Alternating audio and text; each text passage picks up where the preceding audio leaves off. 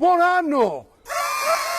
Buon Capodanno a tutti! Oggi, 1° marzo, è il Capodanno della Serenissima Repubblica. Nell'epoca della Serenissima il Capodanno cadeva il 1° marzo secondo l'uso mutuato dell'antico calendario romano. Un tempo, durante la festa, i veneziani andavano in giro per calli e campielli, battendo su pentole, coperchi e altri strumenti rumorosi, facendo confusione per far scappare l'inverno e propiziarsi la primavera, come rivela l'esperto delle tradizioni veneziane Giovanni Giusto. Coincideva con la fine del periodo più freddo e con l'arrivo della primavera, vero segno del nuovo inizio.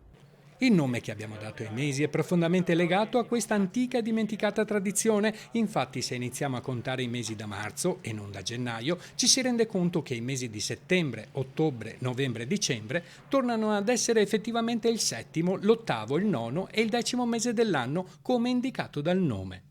Il calendario gregoriano, voluto da Papa Gregorio Magno nel VI secolo, aveva invece collegato il Natale alle festività per l'anno nuovo, a quelle del Natale. La conquista napoleonica del 1797 introdusse il calendario gregoriano anche a Venezia. Rimane in uso fino al 1797, anno in cui cessò la Repubblica di San Marco.